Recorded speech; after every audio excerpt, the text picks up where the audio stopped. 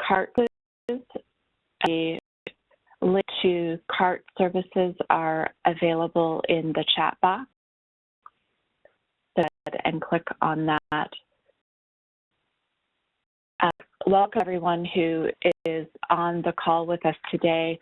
My name is Jenny Stonemeyer. I'm the Director of Education Policy at TASH. TASH is a national disability advocacy organization, and I'm very excited to be the moderator for this afternoon's webinar. This is one of 3 webinars that is being held this fall.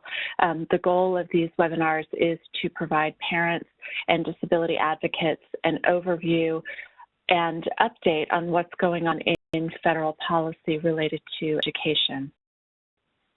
Webinar today's is the second in the series. Our first webinar provided information about how policies and rights of the Individuals with Disabilities Education Act and the Elementary and Secondary Education Act interact for students with disabilities. Today's webinar is the second in our series, and we'll talk about the importance of access to high-quality instruction for students with the most significant disabilities. The final webinar will be held on December 11th, and that one will address graduation. All these webinars will be held at 2 p.m. Eastern Time. They will be recorded and available at the website higherexpectationsforall.org. Before we get started, we have some housekeeping items. This webinar will last about 90 minutes. We have the last half hour of the webinar for your questions. So until that time, your phone lines will be on mute. We look forward to getting your questions. Also want to recognize that these webinars were created out of a collaboration and want to recognize the 9 organizations that are part of the plan to make this webinar possible. The collaboration to promote self-determination, Disability Rights Defense and Education Fund, National Center for Learning Disabilities, Disability Rights Network, TASH, and the Advocacy Institute.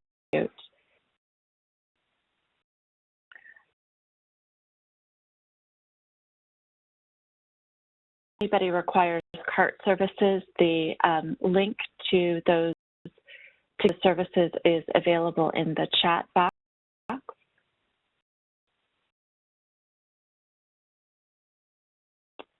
And introduce our speakers and then hand it over to them. Debbie Taub is the Research and Programs at Keystone Assessments, where she provides research and professional development assistance for states, territories, and other entities working to develop and sustain best practices for students with complex instructional needs. Dr. Taub has designed and implemented and evaluated all assessments for students with significant cognitive disabilities and has experience building curriculum, helping schools and districts meet state and federal requirements through teacher and student-centered reform and support educators as they make grade-level content accessible for all students. Deb Talfer is Director of University of Dayton School of Education and Health Sciences Grant Center. She coordinates the implementation of federal and state grants to improve outcomes for learners from marginalized groups. Prior to joining UD, she worked for the Ohio Department of Education in several different capacities, including Associate and Interim Director of the Office of Exceptional Children and Executive Director for the Center for School Improvement.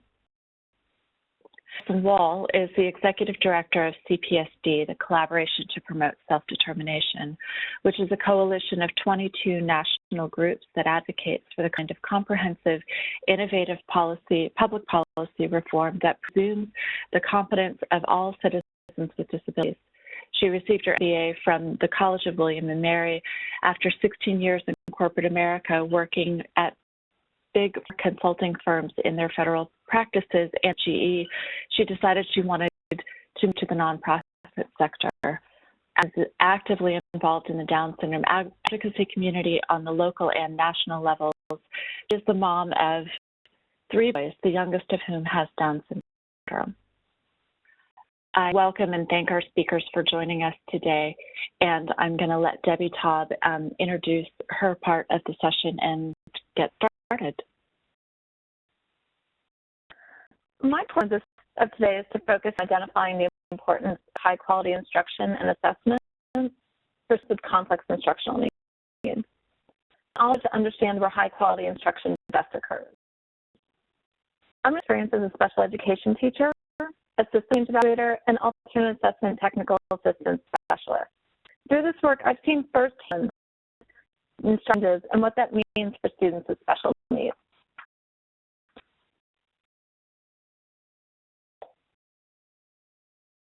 I wanted this quote from Cheryl Jorgensen on presuming competence and the importance of presuming competence. Participation learning is to do that with the right support. All students can learn academic content from the general education curriculum. Even when students don't currently show us that they know, it is the least dangerous assumption to presume competence. I wanted this quote from Cheryl Jorgensen because it sets the stage for the work that we do and why we do it. People often ask me why we would ever teach standards to students with complex instructional needs. It's those who would take an alternate assessment. Beyond the basic fact that it's the law and that students will have access and make progress in the general education curriculum, is that we've spent decades not teaching standards to certain populations of students, and now that they're finally getting opportunities to learn, they're learning. So consider possibilities here. Really good example of what I'm talking about. I was working at a school in a very low-performing state, and performing state, this elementary school was actually the slowest performing elementary school in the state. So it's not a distinction you want to have. And started not a single student in the entire school who special needs had scored basic. And their school was made of a little over 1/3 of their population was in special education. Now, students were all segregated classrooms, so they were all getting their instruction in their special education classrooms. And the things that the principal asked me to come and do is help the teachers to understand better how to teach standards-based instruction to students with special needs. And what I did, there's one teacher, Ms. Smith, who was working with Devon, and classwork for weeks to color all of the triangles green. That's it. And in 5th grade. And do this in a variety of different ways. Sometimes he'd do it with a puzzle. Sometimes he would just have a coloring sheet where he'd color all the triangles green. Sometimes he would not cut and paste, but he would glue those and have to choose which triangles were green. And that's basically what he worked on. A lot of professional development and job embedding coaching really made some significant changes in the educational program that those students received. So after weeks, actually months of working with this teacher, the teacher came to me and said, look at Devon's work. And this is what Devon was doing. Devon was working on multiplication. And Devon was multiplying. He could multiply with a calculator, actually. He did start using manipulatives, and he did start with that process. There were some multiplication facts that he actually was able to memorize. A lot of times he had to use manipulatives to do his multiplication, but the difference in his instruction, the difference in what he was doing was huge. Imagine the pause for Devon if he was coloring triangles green. And it's important to presume competence. Don't limit what students are given to do. They have based on what opportunities they have to learn. In the world, we expect that instruction, curriculum, and assessment are all going to work together to help us understand what students know and can do. If these work together, we're better at supporting students and allowing more opportunities. We have a system where, for better or for worse, assess-driven instruction. And while that still has some issues, One benefit of all students being included in assessment systems has been laws like IDEA, which have long required students to be involved and to make progress in the general curriculum, shine a spotlight on them to hold systems accountable. Although we have a long way to go, the large-scale assessment system provides a focus on those programs that don't meet that requirement. I'll talk a little bit more about instruction and curriculum now, but for students with complex instructional needs, we also have to look at context. Well, one of the next things she said to me was, Yvonne could go into the general ed classroom. Like, this is a whole new thought to her, that Yvonne might be able to be in the gen ed classroom now that he was doing gen ed work. Mrs. Smith was a wonderful teacher. She developed great accommodations, she had support, she was a fabulous with behavior plan, she had a very climate with her students, they all loved her. But she didn't curriculum and standards for the 4th, 5th, and 6th grade students who were in her classroom. Part of it was deconstructing those standards and looking at grade level text and materials. It's not an admonishment against Mrs. Smith. This is just a reflection of how we prepare teachers and how we run our schools and for students with disabilities. Assessments have helped to spotlight some of those concerns and issues. And what they've shown us is that high quality standards aligned instruction occurs in general education context. This chart, this amazes me, honestly. Facilities need opportunities to learn. Well, that Sokop, Weyer, Bashinsky, and Bavard found in a study that they were doing, they went into classrooms, they went into programs that had students with complex instructional needs, significant disabilities, and they went into classrooms that had students but were more segregated. Okay, so separate classrooms.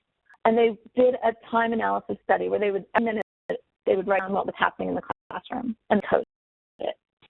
And they coded it based on whether the work being done was standards aligned and whether done with grade level standards aligned. You remember on coloring the triangles, that is other aligned because they're all math standards that talk about identifying triangles. Or it's not grade level standards aligned to 5th grade, which is the grade John was in. It's not standards aligned work. So when you chart, the standards aligned work is any work like Davon's triangles, and the standards aligned work is that work that is aligned to the grade level standard on which the students actually are in, chronologically are in. They found that students in general education context worked on standards-based instruction 97.5% of the observed time intervals. And then grade level standards, 83% of those intervals. Students included in general education settings were observed working on standards-aligned instruction only 46.11% of the time. And remember, that could be any grade level. So that would be Davon's coloring triangles in 5th grade. A single interval was observed where student non-inclusive settings worked on a grade level standard, limiting our students' opportunities to learn when we come those kinds of experiences. So a little bit about assessment, the assessment of that triangle I showed you at the beginning, and we talked a little bit about curriculum, the standards, and look a little bit more at instruction. We'll consider how you learn that. And what I ask you to do is think how you like to learn vocabulary, new vocabulary. If you're going to learn your vocabulary by having flashcards, what's on the flashcard, and having that vocabulary within an interesting book that you're reading. And you learn the vocabulary because it's in that book. What I'd like you to do is use the hand raising. I prefer to use flashcards to learn vocabulary. Please raise your hand. If you want to, a couple people, a few people, great. All right. Do you prefer to learn to use vocabulary in that way? And wonderful. And that's important because flashcards can be a really powerful way to learn vocabulary. However, the way to learn vocabulary. Thinking about learning vocabulary in terms of engagement, of remembrance, it's helpful to have the text to give you purpose or reason for wanting to learn that vocabulary. There was a study done by Andrea Rupert and Maria Orlando, Diane Rindack, and Deborah Reed that while both general and special education settings use flashcards about the same amount of time,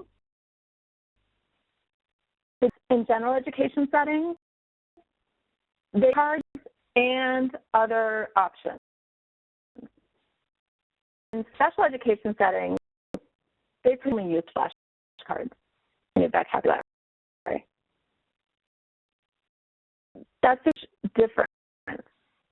Students are being given information, and it's a huge difference in why it's engaging for some students. We have people raise their hands for wanting to learn vocabulary through flashcards, and that's great, but not everybody did. And we need to take into account that there are lots of different ways to learn things. We limit how we instruct, we limit opportunities people have to learn. So what does the instruction provide? Well, it provides cognitive strategies, problem solving, reasoning, analysis, interpretation, critical thinking. It presents full access to the general curriculum to maximize lifelong learning. Active behaviors such as self-monitoring, time management, using information resources, social interaction skills, and contextual skills and awareness. So knowing how to seek help, procedures, group interaction skills, those are important qualities. I'm going to have to vote again. How many think those are important qualities for students with disabilities to learn?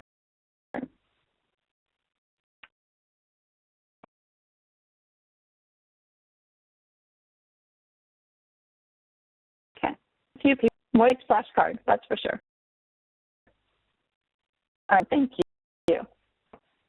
The thing out about this slide is that David Connolly did these qualities and skills were needed to be college and career ready based on general education context, on general education students, based on students who do not have an identified disability. So these skills that students who don't have a disability need in order to go on to career and college experiences. And yet so much overlap with what we want students with disabilities to learn. This is exactly what we want them to learn. There may be some additional pieces. They need additional help with what those procedures are for seeking help, or they may need direct instruction on what it means to have group interaction. But if you look at any classroom, a lot of students need that kind of help. So those are important skills for all students. Demonstrates how limited instruction can be for students with complex instructional needs. One state that just accepting data on this found that only 38% of a population of their students were receiving any science instruction. So 30% of their students who had identified special cultural need were receiving any science instruction at all. And I would wager that 38% was primarily in the grades that are assessed in the large-scale assessment. With our students, we limit what they can do as adults, economically and socially.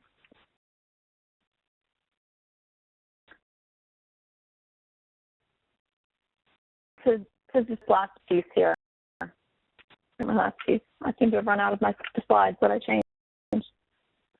Sometimes people ask, is it possible to meet the needs of students with complex instructional needs in general education context? And something I heard Michael Waymire tell me once, I was part of an expert panel on teaching students with really complex needs and practices. He said, in the day and age of technology and better instruction, I just don't believe there isn't anything we can't support. That's a powerful statement, especially when taken with what Cheryl Jorgensen said at the beginning about presuming competence. I'm going to talk to you some more about the importance and possibilities around inclusive practices and how districts in 9 states are improving instruction outcomes for their students. But I'd like you to hold in your thoughts as you listen to Deb is how important it is to have a student who's working on coloring triangles in grade versus a student who's working on multiplication. Thanks. That you can look at.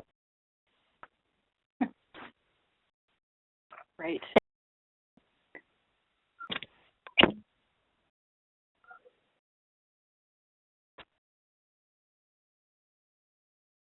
Go ahead, Deb. Okay, thank you.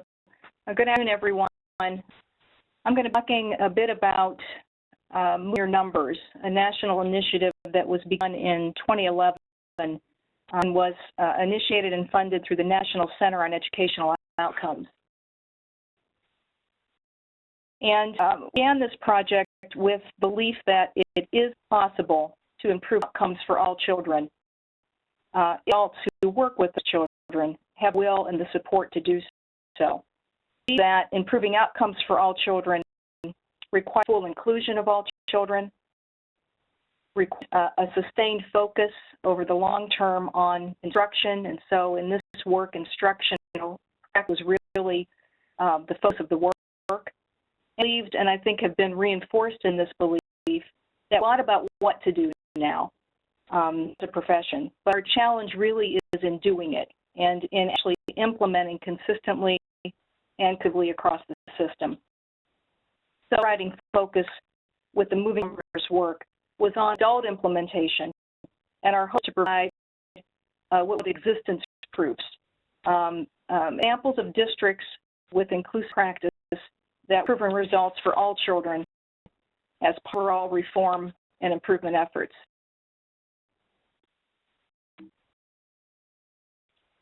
The reader expectations goes both ways. I was so pleased to hear Debbie talk about the presumed competence work. These districts that we had the privilege of working with truly believed that all children could achieve at much higher levels. Expectations contribute to high performance, as low expectations contribute to lower performance. And why we're thrilled to see districts that intentionally chose to stop the blame game and starting high expectations for every child. You see here from Rick Carrington, who was then superintendent of Bloom Vernon Local, which is a small district in rural southern Ohio with a very high level of poverty. And says, I believe in the power of unification around purpose, and ours is to help kids learn at high levels. He goes say that, quote, our greatest challenge involves eliminating the mindset that because we're poor and rural, can't achieve. So again, that belief system and expectations is critical. We use 3 criteria to select districts that we worked with in Moving Your Numbers. We districts that were using practices such as formative assessment that were believed to be associated with higher student learning. We looked at districts that were implementing these practices across the district. So this work of implementation in one school or even a couple of schools within the district was not sufficient. We were looking for district-wide, system-wide implementation. And we looked at districts that were committed to including all children in the improvement effort and some degree of improvement across all student groups. We looked at a mix of districts too, by size, complexity, and student demographics, and ended up working with 10 districts located in 9 states across the country. And you can see on the slide where those districts were located. Just very quickly, we worked with Bartholomew Consolidated in Indiana, Vernon Local in Ohio, Brick Public Schools in Florida, Ward County Public Schools in Georgia, Loyola in Illinois, S56 in New Hampshire, Sutton area schools in Wisconsin, Tiger Tualatin in Oregon, Valley Unified in California, and Worcester City Schools in Ohio.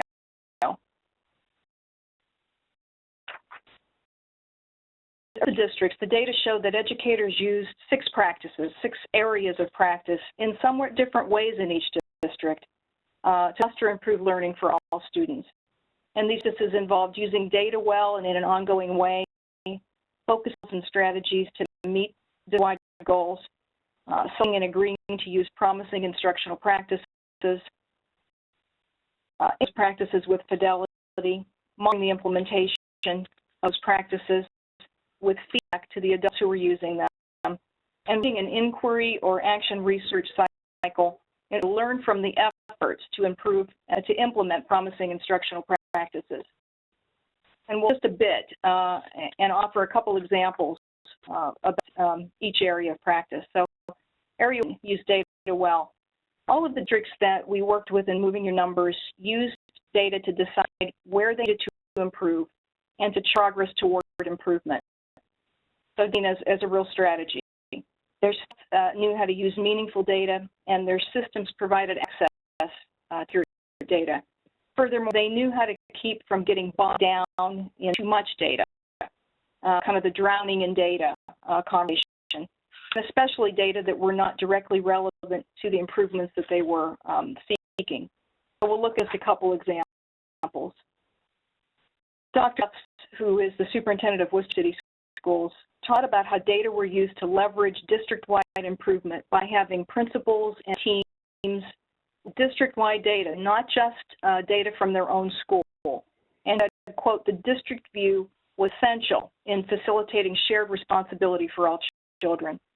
In the Brevard Public Schools in Florida, Superintendent Van Meter noted that accessibility of data changed the conversation across the district. And she would say that data use was one of the district's operational beliefs, and that was to, quote, revere data that provide feedback to students, inform programmatic and instructional decisions, and to focus prevention efforts. And so the recognition that effective data use is a lever for instructional improvement that we saw in each district. Focus. We can't enough about focus. Each district that we worked with established a framework, a unified framework for its work as a way to provide focus and bring adults together around that focused work. For example, UDL, Universal Design for Learning, was used in one district, in Bartholomew Consolidated. Constant intervention or multi-tiered systems of support were used in several districts. The Ohio Improvement Process, or OIP, is that framework. And all of the work that those districts undertook fit within their framework.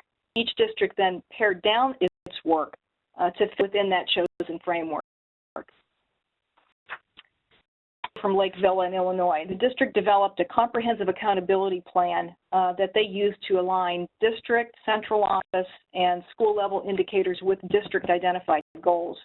They then implemented district-wide curriculum. They established a data team process that they called learning teams. They focused all professional development on a few initiatives district-wide, and they trained everyone in the district on those. And then intentionally targeted their resources to support their identified goals. What was cool here, and it's something we saw across each district, that what had to happen for this work to occur, they had to move individual schools operating in isolation to system improvement process where the district and all the schools within the district were viewed as a coherent unit. So areas select and implement shared instructional practices. Across each of the districts that we worked with, there was primary focus on instruction, structures that allowed for collective learning among the adults in that system. Each district had a process by which teams of teachers identified promising instructional practices that fit within that framework. They helped one another stay true to those practices. They one another hold high expectations for all children and themselves. And as part of this work, they eliminated less effective practices and put out the ones that they were implementing, rather than accepting them on faith as the next silver bullet. And then they shared responsibility for the learning of all students. And for example, all teachers participate on one or more of the district's 40 learning teams. And all learning teams meet from 60 to 100 minutes weekly, and all use a common data team approach to develop long and short range goals. In Ohio, TEs, or teacher-based teams, are in a similar fashion. So we saw those kinds of things happening across the districts. Example, districts that we worked with structures to bring adults together and establish a clear focus on supporting higher student learning. That is a way to build the collective capacity of people across the system. In Wisconsin, again, special education, which had been a standalone office, embedded within teaching and learning, and in Verdi Unified Special Ed was subsumed within the Department of Educational Services, and those were significant shifts for those districts. Mike Mormick, who's the assistant superintendent in Val Verde, said, quote, breaking down isolated practice and raising the capacity of the entire system, 850 teachers, through collective teaming, a substantial cost to the district, but one necessary for improving learning for all students.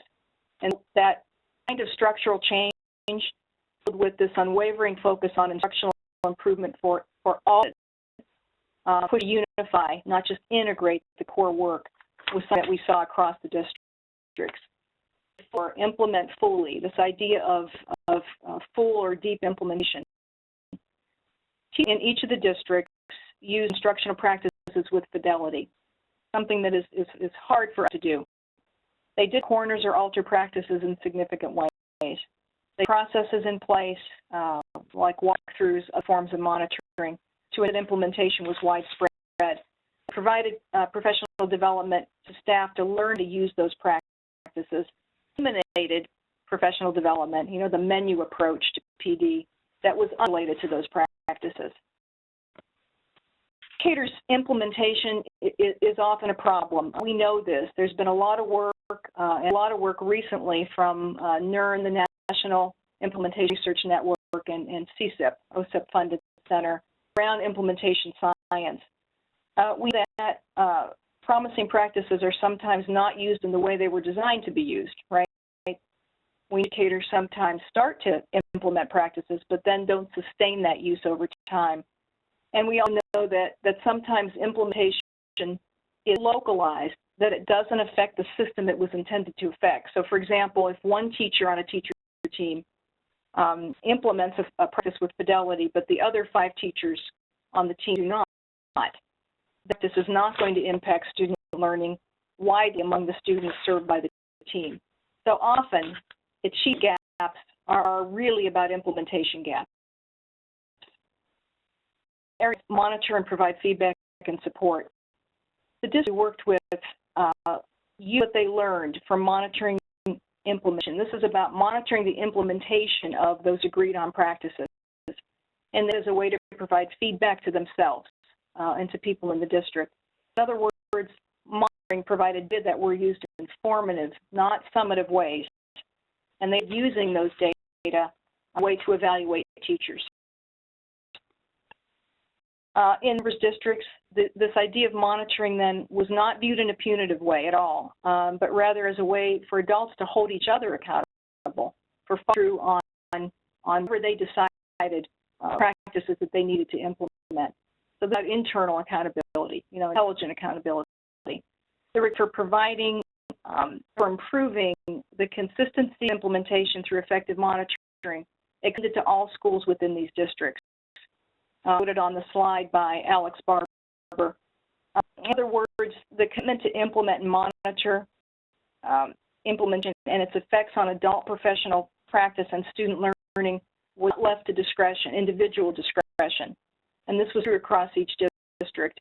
Edgar Tualatin, for example, talked about this being a system responsibility, not left to individual teacher discretion or individual school discretion. And that was something we saw across these districts that we typically see in a lot of schools or districts. Inquiry and learning. Districts put this idea of inquiry at the center of their work. Themselves as learners, and they treated improvement as a form of organizational learning.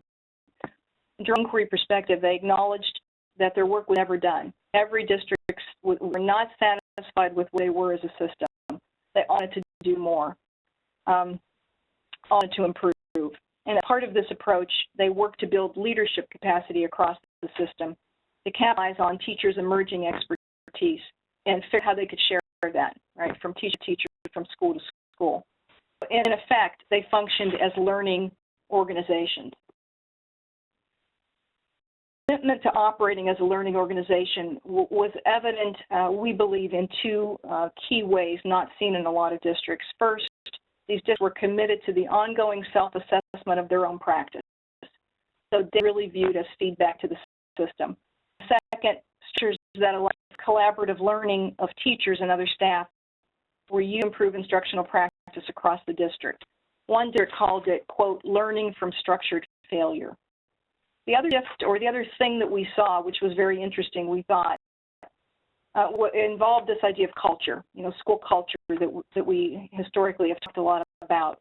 SA 56 in New Hampshire, which is comprised of Somersworth and Rollinsford school districts, is an example of how changing the practice really changed the culture across that system, from front-end initiatives to the implementation of core work. And this is reflected in their mantra, and we heard this a lot from a lot of people. It's not what we do, it's who we are. And so this changing practice really is seen as an initiative any longer. It's really just the way that they do business. Similar in Val Verde in California, and talked a lot about, quote, the Val Verde way, with a lot of pride in terms of how they went about serving every child. So members' work resulted in, 8 or 9 different products, in addition to case studies of each of the 10 districts.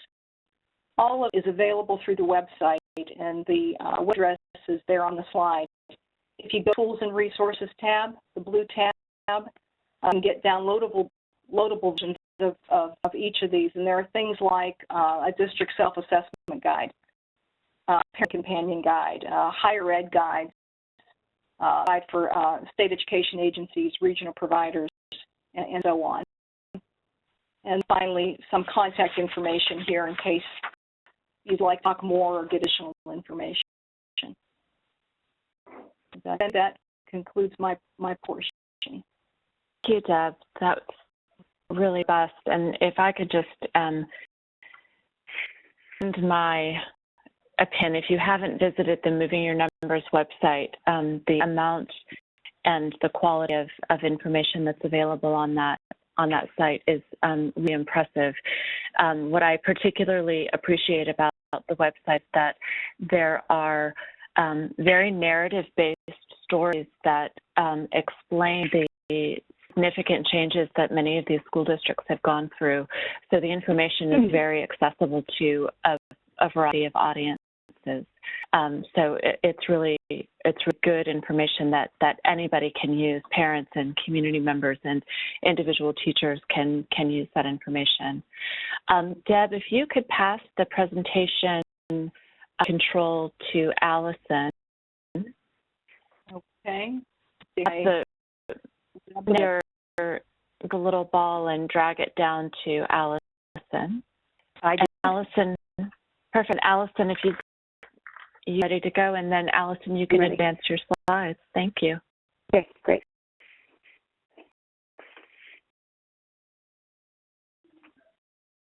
Should I start? You're ready. Hi, everybody. I'm Allison Wohl, and I'm going to speak from the perspective of both an advocate and a parent. And we're going through this right now with my own son in his school as he starts next year. Let me see the slide. Okay. So I'm going to talk a little bit about, inclusive education. If you're on the call, then you're obviously a support education. But the group I work with really talks about a longer-term goal, which is empowering Americans with disabilities to ultimately become self-sufficient. And whether that's partial self-sufficiency, whatever that means to each person, there's a model that says everyone has to live this way, because that's not the approach that would make sense. But just look a little bit at our numbers. We know we estimate about 46.2 million Americans living in poverty in 2010, and I have heard estimates as high as 52 million. For the group, people with disabilities experience the highest rates of poverty of any other subcategory of Americans for two different census. I didn't take Latin census. The collection of that is both from 2000 and 2010, and then it's expected that SSI payments will reach $1 trillion by 2018. So aside from being the right thing to do to include people with disabilities in our economy, the current system really was created for another time, and it's just not sustainable. Why people are in poverty, we really look at who gets from this system. If you look up in the left-hand corner under restrictions and limitations, you see that 95% of students with intellectual and developmental disabilities are educated in segregated settings. So Deborah Taub at the beginning said, that it's the law that children are educated in the least restrictive environment.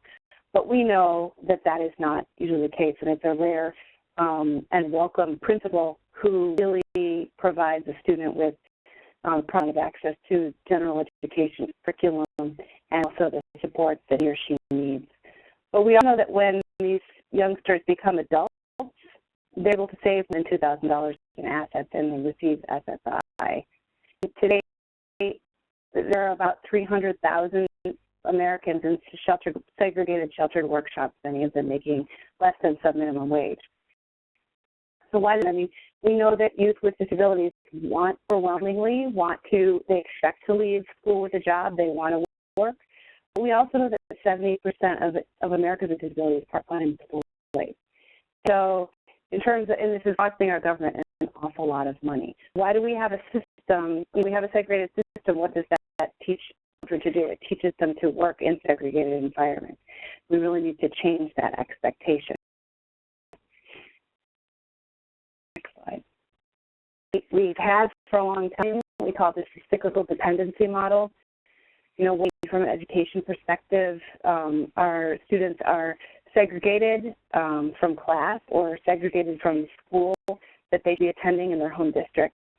And that the assessments often the alternate assessment often takes students off of the diploma track at an early age.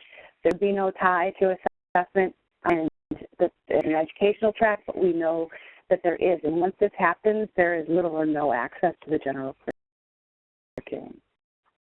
Transition, there is no federal system for this, and that a lot of people have no expectations. Transition, we have a lot of children in high school who go into sheltered workshop environments and then are tracked into sub-minimum wage sheltered workshop environments as adults.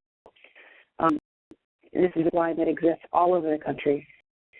We know that we are seeing a weakening of school accountability for our students, lack of access to transition, and lack of long-term support, meaning we know that when students graduate or out of their IDEA and then fall off a cliff and have very little warning or preparation for what lies ahead of them in the adult service system. And so that as a result of this, employment individuals are typically placed into segregated our housing options are limited. There's a long wait time for residential services and even longer to waive out of those services into community services. And so, our loved ones are also often put in institutions, congregate provider settings, and they regiment people's lives and take self-determination away from them. These are all systems that were put into place a generation ago that have not been updated. But what if we move to self-sufficiency, which would mean that they're educated in classroom in their home school, that they're supported to earn a diploma, that they would have access to the general curriculum, and that they would have high expectations that the school would be accountable for their education and for their growth in learning. That we'd like transition planning beginning at 14, experience as part of that transition, and the options of post-secondary education. I'm going to talk a little bit more about that. And have school districts understand the opportunities for funding that come from state DD agencies, that come from Medicaid, that come from vocational rehab, and that they can start thinking about how to creatively grade those funds to create a meaningful transition. We would like to change a presumption in our state and federal laws where integrate employment in the general workforce is the primary service option, so it's employment first. That one have a presumed eligibility for supports in all of the state programs and employment programs that are available. And the housing focus is getting some focus on people into their own home, made of their choice, and have ongoing self-directed, personalized supports that support that individual's independence. So I did a roundtable of experts. Debbie Todd was part of that in 2012, and this was this really stuck out the slide, and it's with me all the time. Eric Carter from Vanderbilt University did this slide, and a lot of his work is around the National Longitudinal Survey and what outcomes have been for students with disabilities and factors that influence those outcomes, and how do we think better about preparation for employment and supported and self-sufficiency down the road. So the way that he looks at it is, you have work history, you have family-related factors, and those are whether a family accepts to work, expect that person to be self-supporting as an adult, whether he participates in household responsibilities, whether he or she is able to get transportation, proper education, and then supports for employment. So student demographic factors come to, this model, what gender, race, and ethnicity, and whether or not the student has a disability. Related factors, and they break this down into communication, understanding whether someone can feed independently, whether they have the travel training, they can get places outside the home independently or with some support, whether they have the social skills, self-advocacy skills. There's school-related factors, particularly to this presentation or to this webinar. Those are not just the classes that they take in school, but pre-educational classes, additional classes, IEP goals, job readiness, job search and training, shadowing, coach, and work studies. You can see here these factors that predict employment start early, discussions on what that person wants to do, what they're good at, where their skills are, and then build a plan around preparing that person for a career or post-secondary education that they want to get into. But this is what surprised me the most, because we spent the whole day talking that day about, what was the assessment, what are the proper mix of curriculum, what does this look like, is it vocational, are we going back to a vocational model, are we talking about total inclusion? The biggest factor for someone with a disability, and we're talking about people with the most significant disabilities here, is experiences during high school. So summer jobs, spring jobs, internships, and internships in school, not necessarily cleaning garbage or, cleaning the dressing room to the gym. So I'm saying highest. The number one predictive factor of how dependent outcomes as adults are parental expectations that the child would get a paying job. So no matter what exposure in education is a huge factor, but what drives that are parent expectations.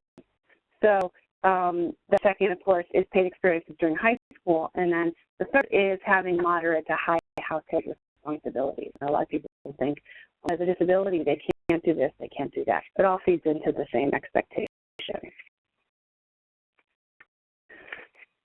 What is setting for youth with disabilities? If we know family factors or family expectations are the number one factor, and they're driving what happens often driving what happens in the school through advocacy, what's our school setting for youth with disabilities?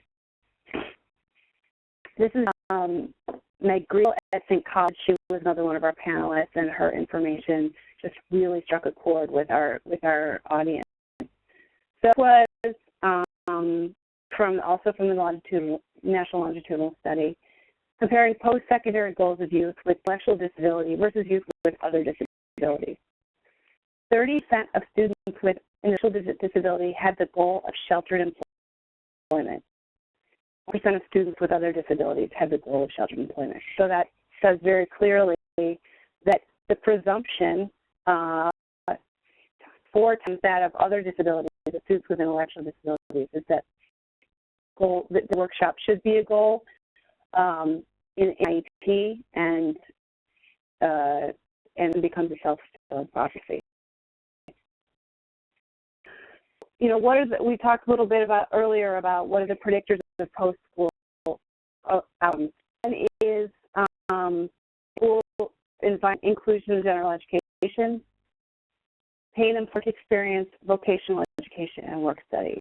We're talking about different kinds of exposure to the workplace, and also the idea that someone will work down the road.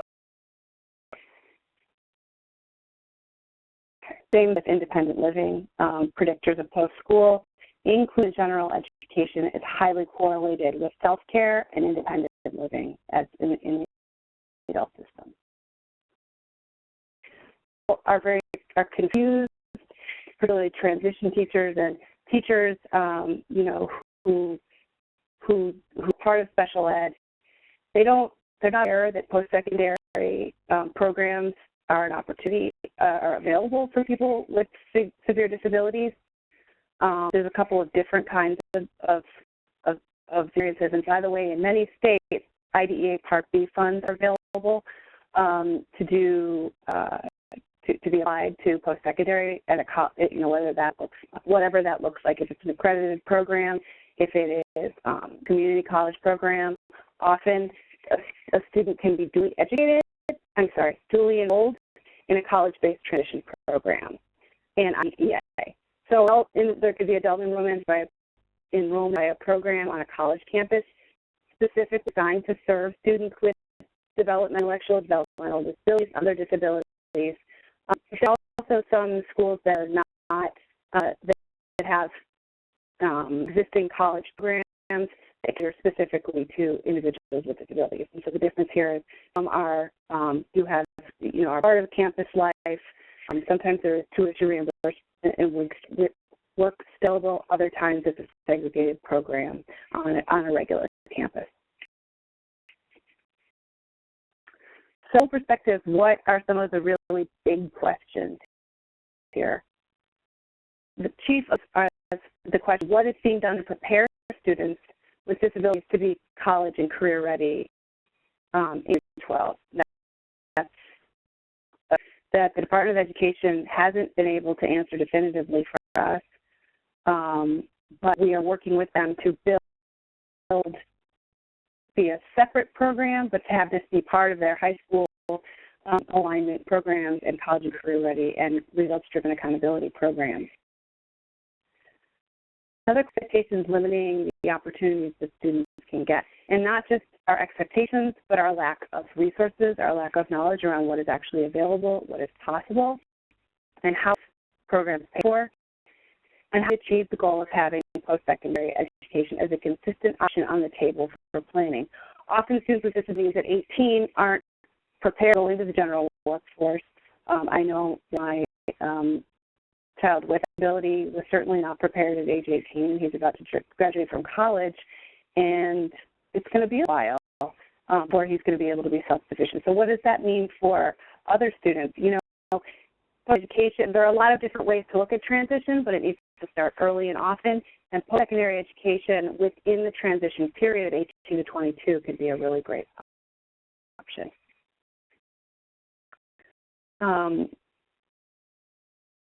In terms of just being less supportive of post-secondary education, 3 respondents in the survey that the college referenced report lack of information or guidance. 6% school and other staff said that the education didn't help the families understand. So in a lot of cases, it's really up to families to bring this information to schools. So there's a lot of education needs to be done on these programs and what transition programs look like. talked a little earlier about family expectations. For those low expectations for their students with disabilities, they're heavily influenced by professionals in the schools, their guidance, their knowledge, their expectations, all of which are influenced by their past experiences. So the theme webinar is high expectations. We can't stress it enough in terms of how it directly affects outcomes for students when they enter the adult world. Best practices for school and transition. I know many of you are aware of the NCWD Youth Guideposts for Success. I urge you to take a look at it if you haven't and read it and disseminate it widely. It's an excellent application. And the best practices contained within are youth development and leadership, school preparation, career preparation, family involvement, and connecting activities, whether those are leadership opportunities, self-advocacy opportunities, and just connecting to resources, which a lot of people do not have because they're isolated.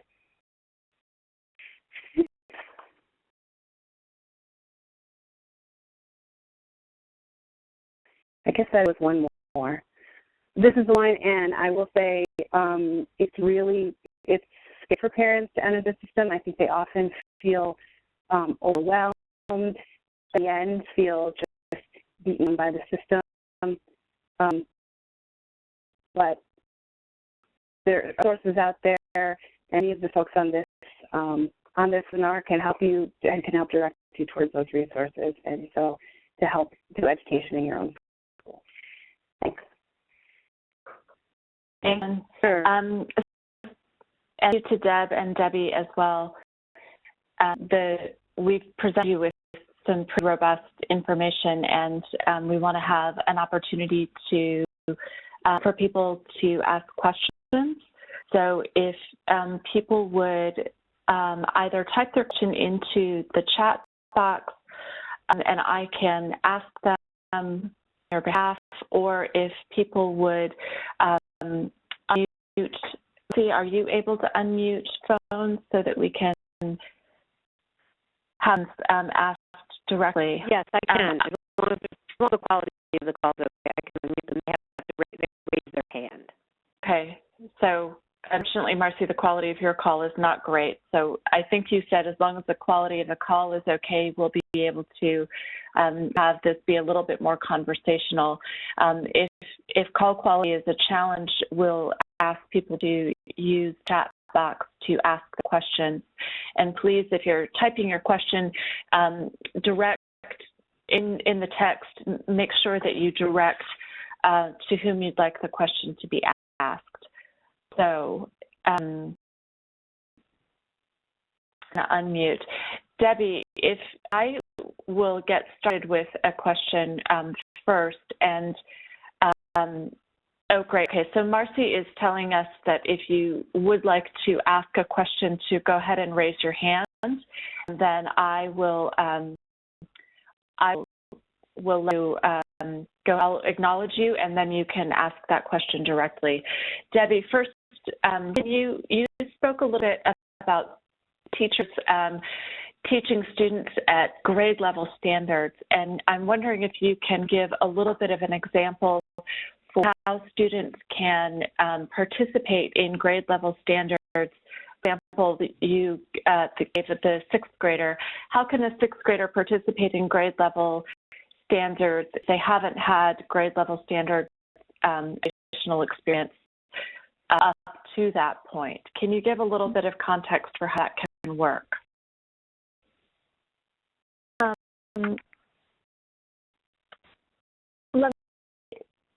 The individualized part of IEP comes into mind for me because it really depends on what skills and strengths the student has and we may not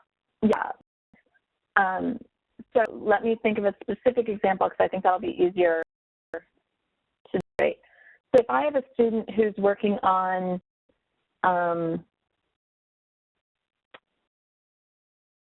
you had to pick high school. Are you okay with that? Sure, go with high school. The example is just how do we do when a child's career hasn't been spent with exposure to grade level standards.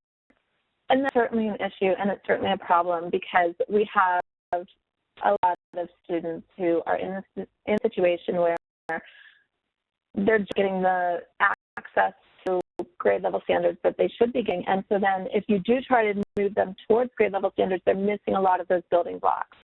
One of the things that we need to keep in mind is that, first of all, they're around some of those building blocks, and some of those things that we considered enough to have been fundamental for instruction before you could move forward no longer really the case. And a really good example of that is there are students, there used to be a lot more students who in high school are still working on identifiers of the alphabet and their sounds. And actually, if you're in high school and you still don't know the letters of the alphabet and you don't know the sounds, it's time to move beyond that. Use a text reader or use some other form of technical to support the student getting access to the information in a way that's meaningful for them, a way that's accessible for them. They can still get to deeper concepts like character development and plot and see all those other things that are tied to awareness as knowing the letters of the alphabet, which in all honesty doesn't help you read that much.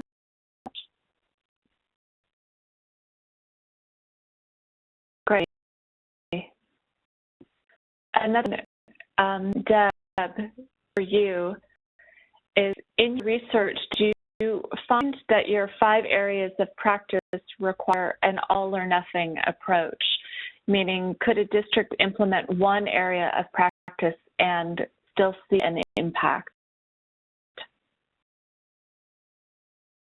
Great question. I think what we came away with from the experience in really working with the districts was that the areas of practice are really a set of practices that be used in a aligned way. And so interrelated, you can data, I guess, and if you don't focus your work, you're going to be able to implement well. So I think looking at all of those collectively is what these districts did. And there were different degrees in differing contexts in which they applied them, but they all did all of them to some degree.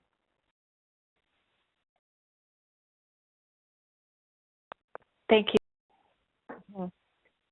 So if you have a question, you're welcome to raise your hand, or and I can unmute your microphone, or you can use the chat box to send your question.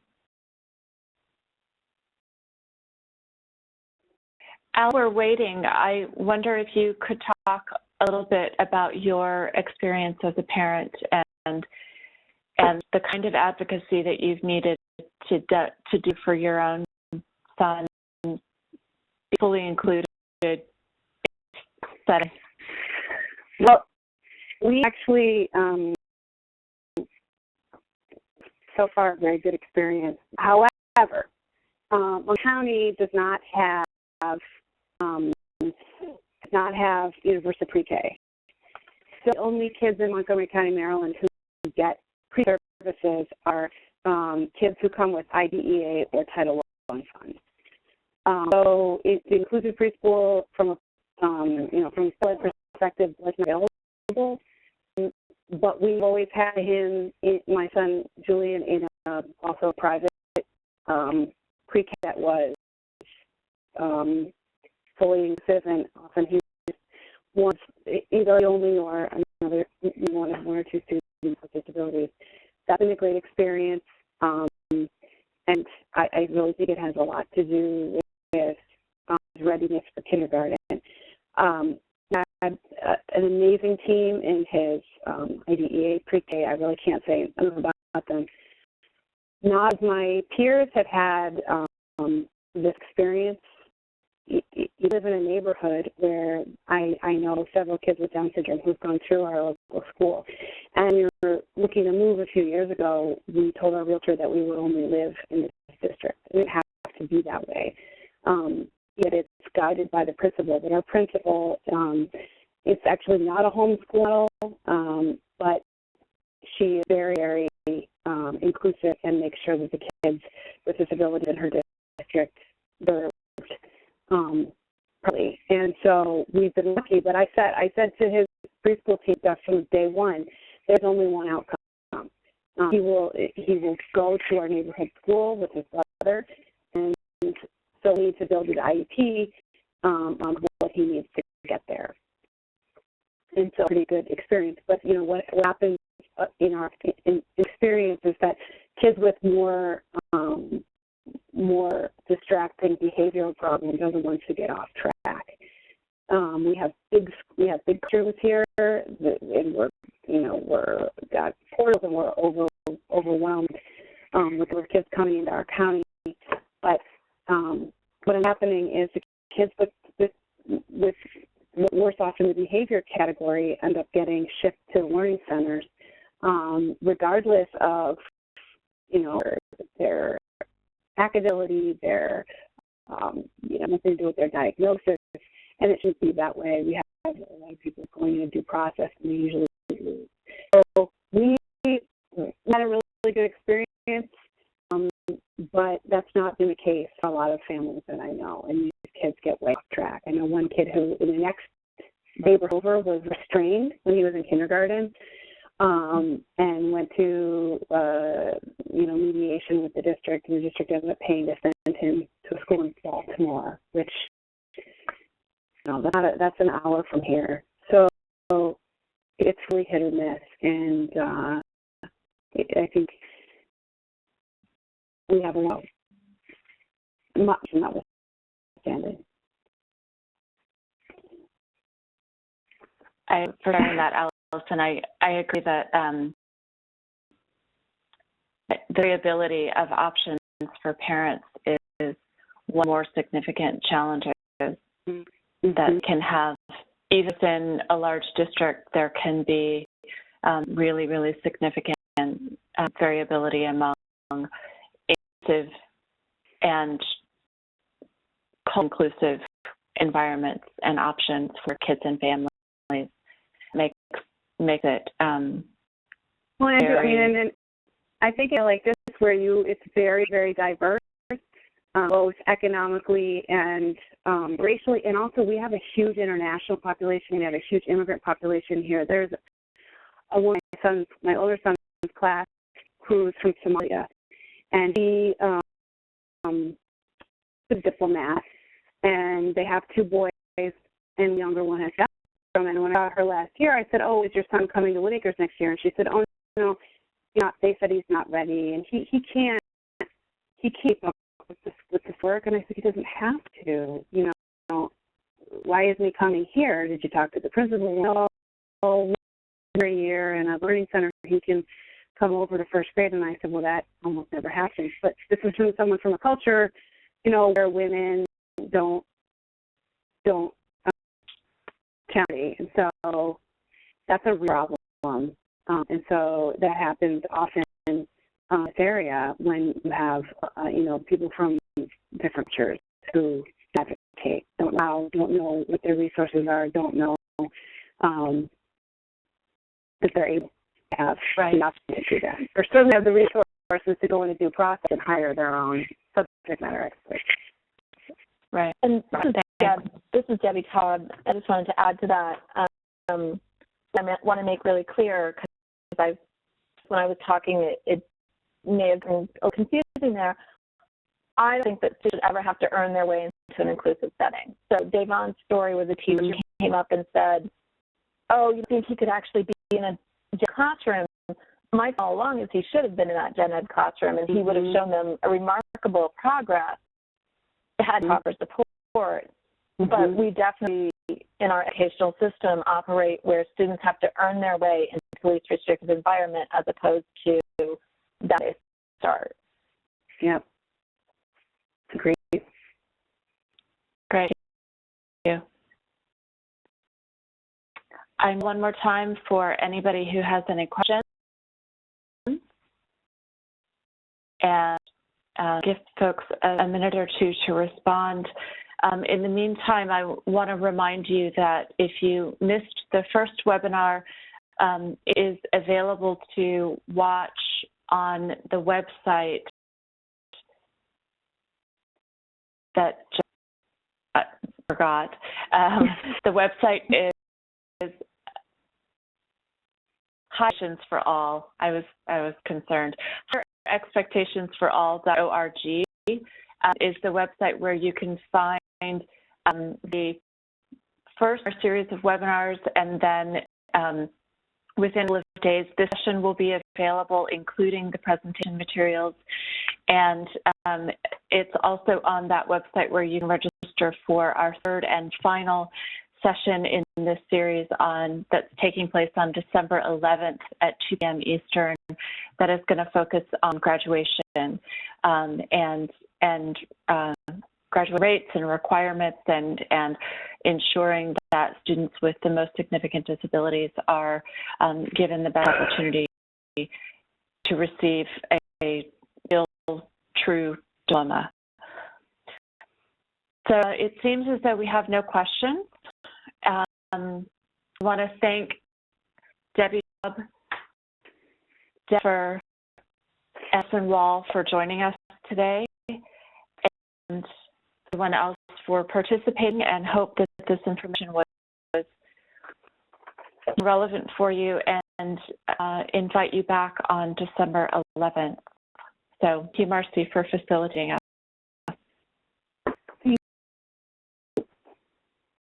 Thanks, Ann. Okay, bye-bye.